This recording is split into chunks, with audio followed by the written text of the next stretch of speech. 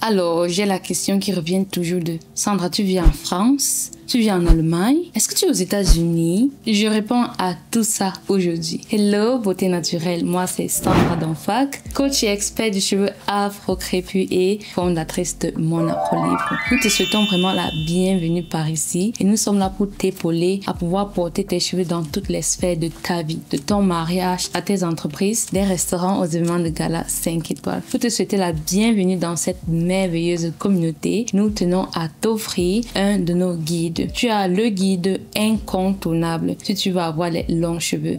Les 7 erreurs qui t'empêchent certainement d'avoir des longs cheveux. Ensuite, tu as notre planning de soins, le meilleur planning de soins pour prendre soin de tes cheveux. Tu trouves ça dans la barre de description. Tu peux télécharger tout cela gratuitement. Alors, aujourd'hui, on va papoter un peu, une vidéo un peu personnelle sur moi. Je vais un peu vous parler de moi parce que j'ai beaucoup de questions qui reviennent encore et encore, surtout sur où est-ce que je suis, où est-ce que j'habite, où est-ce que je réside. Vous êtes nombreuses à croire que je réside en France. Bien sûr, il y a beaucoup qui pensent que je réside en Allemagne. Alors, on va commencer par le fait que je suis née et j'ai grandi au Cameroun, beaucoup plus précisément à l'ouest du Cameroun, et après je suis allée dans le centre du Cameroun, j'ai fait mes études, après j'ai eu mon baccalauréat, j'ai fait des cours de langue pour apprendre l'allemand. J'ai appris l'allemand pendant 2 ans au Cameroun et j'ai donc eu mon visa pour l'Allemagne. J'arrive en Allemagne, j'ai fait 5 mois pour apprendre l'allemand et oui, j'ai résidé en Allemagne à un moment donné de ma vie. J'ai donc fait mes études en Allemagne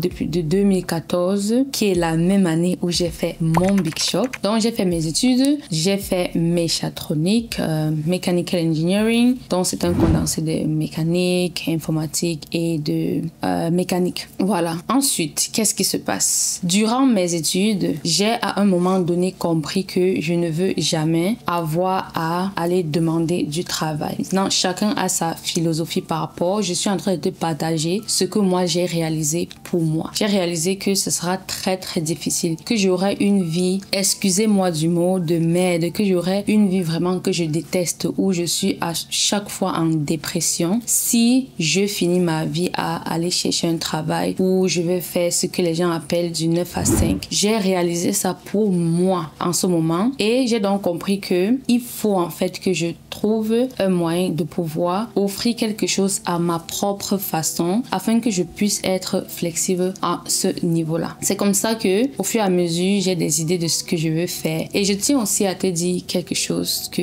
je partage pas très souvent, mais je pense que j'ai partagé juste un peu sur mon autre chaîne. Alors, à un moment donné de ma vie, justement durant mes études en Allemagne, j'ai eu autour de moi beaucoup de femmes qui ont donné la vie, qui sont devenues mamans. Et beaucoup d'entre elles se retrouvaient en train de donner leurs enfants à la crèche après les 3 mois, 6 mois. Et moi, je me suis posé la question, pourquoi c'est arrivé? Est-ce que c'est parce qu'elles veulent ou en fait, il y a des contraintes qui leur poussent à faire cela? Parce qu'en fait, je n'aimerais pas faire cela. À cette époque-là, je me suis dit que j'aimerais en fait rester avec mon enfant jusqu'à ce que l'enfant ait au moins 3 ans. Ça, c'est ce que j'ai dit à l'époque. On va aller au fur et à mesure. Et après, dans ça, j'ai demandé, parce que c'est ce que je fais et c'est, si je peux te donner un conseil des conseils au fur et à mesure de ces vidéos, voilà, je te recommande vraiment dans ta vie lorsque les gens sont autour de toi et qui sont en train de faire les mêmes choses et qui a certaines conséquences, ne pense pas que à ton tour ça sera différent. Si tu ne fais pas les choses différemment, à ton tour ça sera la même chose. Et donc je me suis dit, si c'est comme ça, à mon tour, je serai aussi obligée de faire ce que je ne veux pas. Donc je leur ai demandé qu'est-ce qui vous pousse? Est-ce que c'est parce que tu veux? Quelles sont les contraintes? Si oui, lesquelles? Et ce qui revenait toujours, c'était les finances. C'était mon chéri, mon mari, n'importe quoi, compagnon, fiancé, ne fait pas assez pour que moi je puisse rester à la maison et prendre soin de cet enfant. Donc une chose en commun que j'ai vu sur toutes ces mamans, c'était non, je ne fais pas ça parce que je veux. En fait, c'est une contrainte. Ça ne me plaît pas de laisser mon enfant de 3 mois, 6 mois, 1 an à la crèche. C'est parce que il faut en fait que j'aille travailler pour amener une certaine partie d'argent pour qu'on puisse survivre. Lorsque j'ai compris ça, j'ai su en ce moment-là, parce que je suis honnête envers moi-même, que ça va aussi m'arriver. Pourquoi? Parce que j'étais étais dans le même mindset, dans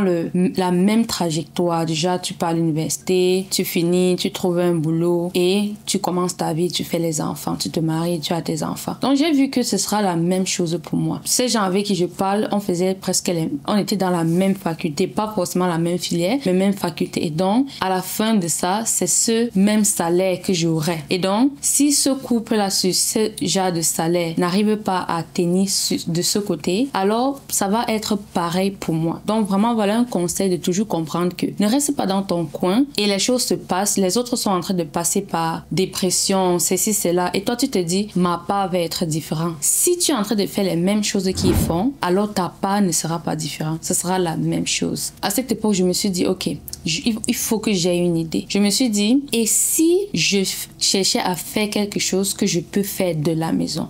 À cette époque, mon idée c'est, ok, je vais aller à l'école, je vais avoir mon diplôme, je vais me marier, je vais trouver du travail, je vais travailler et quand je vais tomber enceinte, je vais donner la vie, je vais rester avec mon enfant aussi longtemps que je veux, dans le sens quand je vais arrêter le travail, on arrête de te payer, certains sont on te paye moins. Si tu veux faire plus de 3 ans, à un moment on te paye plus. Je me suis dit, ok, la partie qu'on va pas me payer, je pourrais donc travailler de la maison et remplacer cette entrée d'argent afin que je n'ai pas laissé mon enfant aussi jeune à une inconnue. C'était vraiment ça pour moi, c'est ce que je veux, c'est ce que j'aimerais en tant que maman. Donc à cause de ça, à cette époque-là, je faisais de la couture. Et si tu n'es pas une ancienne, cette chaîne en fait a commencé sur la base de la couture. Si tu peux voir mes toutes premières vidéos, tu verras, c'est sur la couture, les pagnes. Je cousais en fait à cette époque-là, j'ai cousu des robes de mariée. Ça me ramenait donc des petites entrées en tant qu'étudiante. Il faut savoir, à cette époque-là, j'ai gagné 450 € le mois. C'est avec ça que je payais toutes mes factures. Et donc, avoir une autre petite entrée parfois de 50 € par ici, 100 € par là, à travers la couture que je faisais,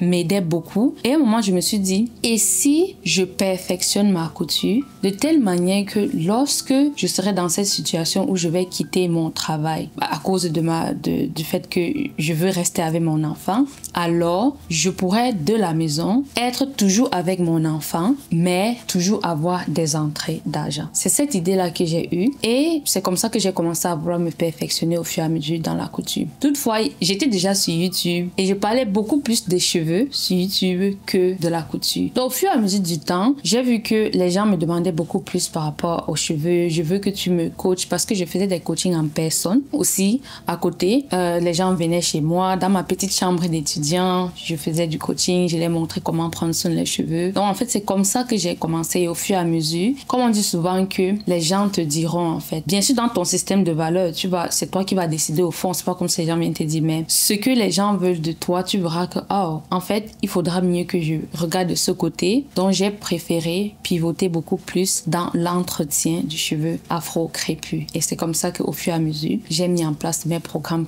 capillaires parce que les gens aussi partout me demandaient des coachings. Et c'est comme ça que je me suis dit, ok, j'avais des coachings en ligne et au fur et à mesure, c'est comme ça que mes programmes capillaires ont vu le jour. Ce qui fait que lorsque j'ai fini j'ai eu, on appelle ça bachelor, j'ai donc décidé, comme j'ai dit dès le début, de ne pas aller chercher un travail pour faire du 9 à 5 pour la raison que je t'ai donnée tout à l'heure. Donc, pour les raisons pour lesquelles je ne voulais pas faire ça, c'est du fait que la façon que j'opère, je peux pas avoir ce truc de tu te réveilles à telle heure, tu rentres à telle heure, tu restes dans les transports. C'est vraiment pas...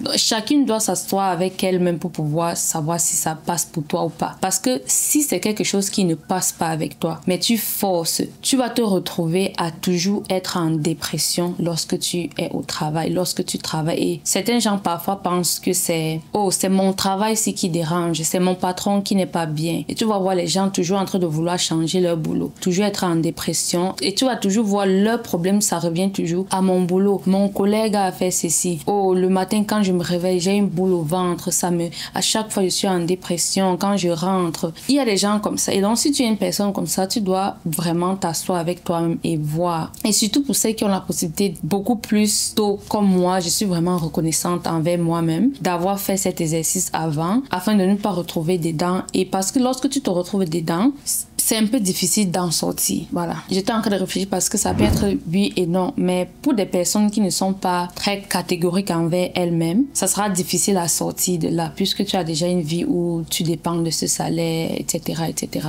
Alors, où est-ce que j'en étais? Lorsque j'ai fait cet exercice et j'ai compris que, il y a déjà ce côté, cet aspect que socialement, ma vie sociale, je ne veux pas qu'elle se passe avec un 9 à 5 à cause de ce que je viens d'expliquer. Et l'autre raison, c'était je vais être proche de mes enfants. Voilà. Ce qui fait que j'ai fini on appelle ça thèse ou mémoire. Bref, j'ai mon bachelor et c'est à ce moment donc que j'ai la possibilité de me donner à 100% dans mon entreprise qui est mon Afro Libre. Et donc, en travaillant dessus, parce qu'on dit dans la vie, lorsque tu travailles, tu veux grandir, tu vas apprendre, tu sais qu'il y a des limitations. Surtout lorsque tu es une personne que toute ta vie, tu as pensé que, je vais aller à l'école, je vais avoir un diplôme et je vais trouver un travail. C'est complexe aussi de pouvoir gérer quelque chose que tu n'as jamais appris, de comment on crée ça, comment on gère ça. Donc, dans ça, il y avait toujours ce côté que les gens appellent développement personnel, de se développer pour pouvoir comprendre, de pouvoir grandir dans ce côté complexe et aussi difficile qu'est le monde de l'entrepreneuriat. J'appelle ça le monde de la débrouillardise. Pour ceux qui n'ont pas la programmation à seulement créer des business dans leur vie, c'est vraiment se débrouiller. Chaque jour, tu te débrouilles parce que tu ne connais rien. Personne ne t'a jamais appris. Tu n'es pas allé à l'école pour ça. D'abord, à l'école, on n'apprend pas ça. Et donc, c'est vraiment se débrouiller. Chaque jour, tu dois seulement pouvoir apprendre, réapprendre encore et encore. Dans ça, mon frère, qui est dans le jean, si tu connais le jean,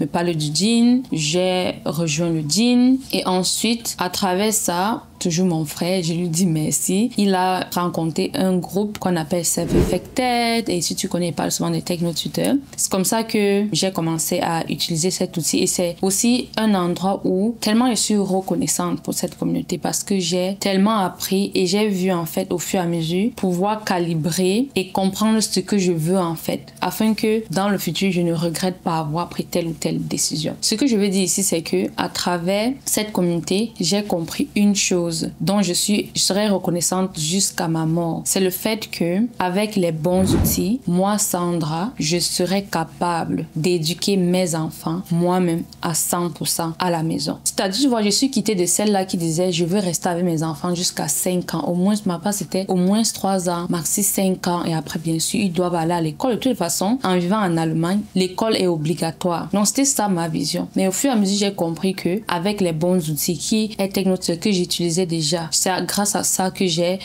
fini mon bachelor et que j'ai eu une excellente note. J'ai compris que waouh, avec cet outil et les résultats que je voyais dans la communauté, j'ai compris que je peux moi prendre la responsabilité à 100% de l'éducation de mes enfants. Dans cette perspective-là, j'ai encore plus compris pourquoi la personne que je suis, le type de personne que je suis, ne devait pas être bien, que ce soit mentalement, physiquement, dans un monde qui est le 9 à 5. Parce que pour moi, dans l'ultime, c'était éduquer mes enfants moi-même. Mais à cette époque-là, je ne savais pas encore que c'est en fait ça que je veux à long terme. Pourquoi? Parce que j'avais une limitation dans mon cerveau qui disait que la seule façon d'éduquer un enfant, c'est de l'envoyer à l'école. C'était ça ma programmation depuis des décennies. Mais quand j'ai vu et compris que c'est possible de le faire, cet univers en moi qui est en fait ce que je voulais depuis tout ce temps est venu en mode en fait c'est ce que je veux. Et donc le fait d'avoir cette flexibilité qui n'est pas attachée au 1 9 à 5 m'a donc encore vraiment, ce que je veux dire c'est, si je me rendais compte de ça, je vais un peu parler un peu comme dans le monde du développement personnel. Ma mission de vie, c'est pouvoir donner la meilleure éducation à mes enfants. C'est-à-dire, moi en quittant de cette terre, ce qui va me rendre la plus accomplie, ce sera de savoir que j'ai donné la meilleure éducation à mes enfants. C'est ça ma mission de vie. Et donc imagine-toi que j'ai cette mission de vie profonde, mais que je ne sais pas encore. Quand tu n'es pas aligné à ta mission de vie, tu auras toujours cette impression-là que tu ne sais pas ce que tu fais sur terre. Tu ne sais même pas ce que je fais. Je passe seulement au travail, je rentre. Ou même si tu as un business, tu es là, j'ai mon business, oui, mais je ne sais même pas. Il y aura toujours ce côté de je ne sais même pas. J'ai toujours l'impression qu'il y a plus là dehors. Donc, lorsque tu trouves ta mission de vie et que tu t'alignes à ça, ce côté-là disparaît. Je ne suis pas en train de dire que la vie devient facile ou non. Mais ce côté, cette inquiétude dans ta tête de mais qu'est-ce que je fais même sur terre? Pourquoi je suis sur terre? fait, ça disparaît. Donc imagine-toi que, ayant ça comme mission de vie, même comme c'était encore caché, j'étais dans un monde qui est justement dans le monde du travail classique, qui était le 9 à 5. Ça allait être plus complexe pour moi de pouvoir embrasser ma mission de vie, parce que pour pouvoir embrasser ma mission de vie, je ne peux pas être dans un 9 à 5 et éduquer mes enfants de la maison. Ça, c'est pas possible. Donc si j'étais dans cette atmosphère-là, je devais avoir un gros clash avec ma personne. Et donc parce que j'ai écouté ce côté-là à moi qui disait « Oh, ce sera ça qui fait un sens », alors j'ai pu, lorsque j'ai révélé à moi-même,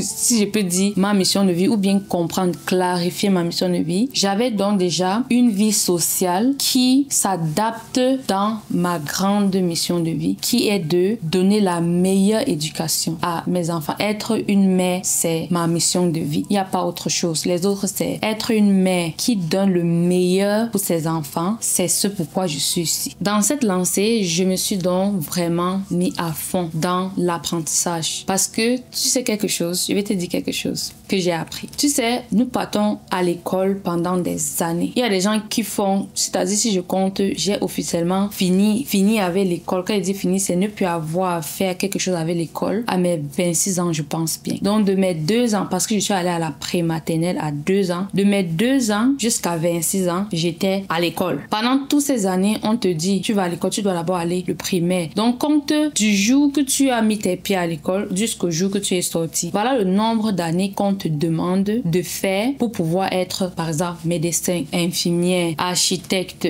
électricien, avocat, juriste. Combien d'années est-ce qu'on te demande? Ne compte pas seulement les années universitaires. Quand il dit combien d'années tu as fait pour être avocat, les gens disent 5 ans ou 7 ans parce qu'ils comptent seulement l'université. J'ai dit non, mais pour pouvoir être admis à l'université, tu dois d'abord faire le primaire, le secondaire. Si tu ne fais pas ça, tu ne seras pas admis à l'université. Donc, tu comptes ces jours-là, de là jusqu'à la fin. Et donc, pourquoi est-ce qu'on est dans un système où, pour pouvoir être qualifié, par exemple, à être chirurgien, tu dois faire presque 20 ans, dépendant des gens, 20 ans, 25 ans, dépendant de combien les gens ont fait, pour pouvoir être qualifié à être chirurgien. Mais pour être parent, c'est 0. Déjà, tu es d'accord avec moi que je ne peux pas me lever aujourd'hui et je pars dans un hôpital et je dis, je suis chirurgienne. On va me demander, ok, où est-ce que tu as fait tes études? Montre-nous comment tu sais faire, on va faire. On te demande ça. Mais on est dans ce où ce qui va en fait faire que la société est bien, qui est l'éducation de chaque individu, on s'en fiche. On dit, déjà que tu as l'âge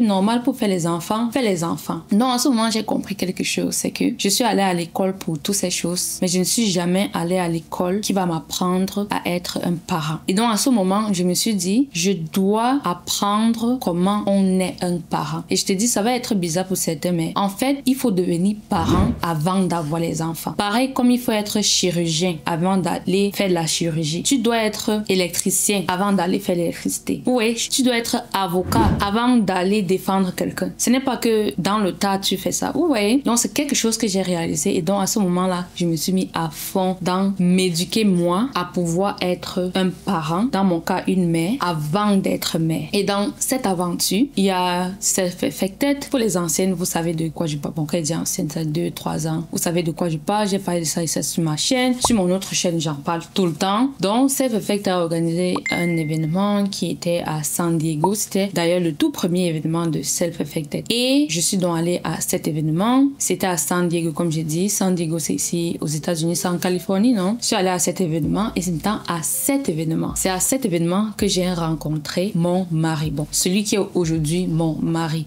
Oui, je suis mariée. Certains ne savent même pas. Alors, c'était en juin 2021. J'arrive là-bas. Je pense que je peux vous faire une vidéo sur comment on s'est rencontrés. Mais cette vidéo, je vois qu'elle est 23 minutes. Je parle beaucoup. Donc, on s'est rencontrés là-bas. Il est américain. Et c'est comme ça qu'on a décidé, sur le coup, d'être ensemble. On a écrit ce pourquoi on va être là. De oui, on va se marier. On va avoir ceci. On va faire ceci, etc., etc., etc. On appelle ça écrit un accord de couple. Et oui, mais là, je suis pas restée aux États-Unis pour de bon. Je suis d'abord retournée en Allemagne. J'ai dû préparer 2-3 trucs. Je pense qu'on était... Ça faisait 4 mois. Oui, puisque c'était en même temps en novembre. C'est en novembre 2021. Qu'est-ce que je raconte? Non, c'était pas 2021. Oh my God. Non, c'était 2023. C'était l'année passée. Non, l'année passée. Nous sommes bien en 2025. C'était en 2023. C'est en 2023. Juin 2023, je pars à cet événement à San Diego. On se rencontre. On décide de se mettre ensemble. Je retourne sur l'Allemagne. Et je suis maintenant retournée sur les États-Unis officiellement pour rester en novembre 2023. Donc, depuis novembre 2023, je réside désormais aux États-Unis. Et où précisément? Nous sommes entre New Jersey et New York. Les gens de New York disent que New Jersey fait partie de New York, tandis que les gens de New Jersey disent non. Au début, on était vraiment à un arrêt de train de New York, mais c'était toujours à New Jersey. Donc, on était vraiment au centre, au cœur de New Jersey, donc où on appelle Jersey City. Donc, vraiment à un train, on était à New York. Mais moi, j'aime pas la ville, j'aime pas les immeubles qui touchent déjà le ciel. Tu ne sais même plus où les oiseaux s'en vont. Moi, j'aime pas les trucs comme ça. Donc, j'ai négocié avec monsieur. On a aménagé dans un coin un peu plus tranquille, avec plus des maisons un peu normales. Pas les maisons qui sont jusqu'au ciel là. Moi, je comprends pas ça. Il y a une Nigériane qui a dit que les Blancs passent le temps à construire les maisons qui vont jusqu'au ciel comme s'ils étaient les oiseaux.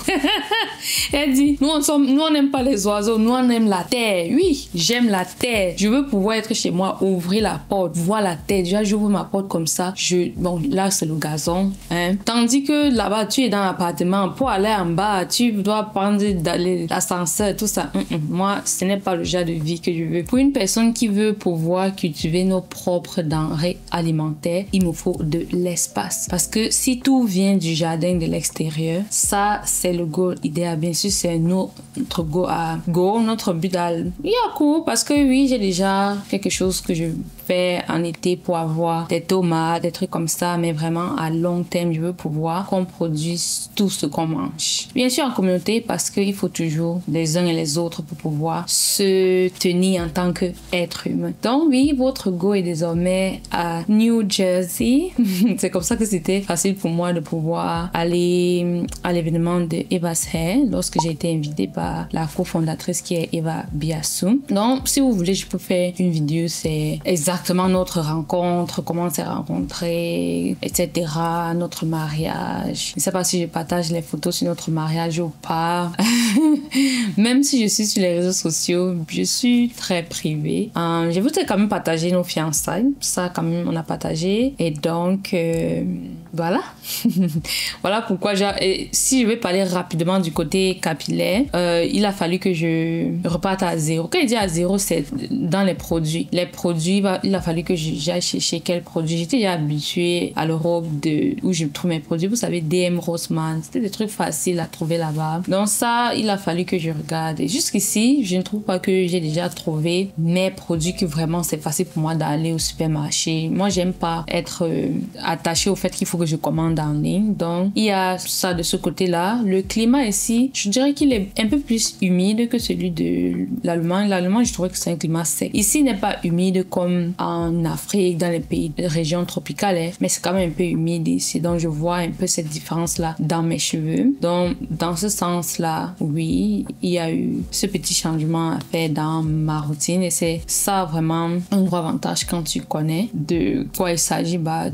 C'est facile de rapidement te retrouver dans tout ça. Je suis juste en train de me penser si j'ai oublié de dire quelque chose. En tout cas, s'il y a d'autres choses que vous voulez bien savoir et que je suis OK à partager, voilà. Je vais donc rappeler à celles qui sont arrivées jusqu'ici que si tu n'as pas encore téléchargé ton guide pour la pose des cheveux, c'est dans la barre de description. Tu vois tous les cœurs qui sont ici. Ces cœurs-là sont à toi et je vous remercie toujours d'être sur cette chaîne, cette communauté. C'est grâce à vous qu'elle existe. Ensemble, nous sommes vraiment une communauté merveilleuse, passionnée et inspirante. Donc, on se dit à la prochaine. Des gros bisous. Mouah, prends tes cœurs.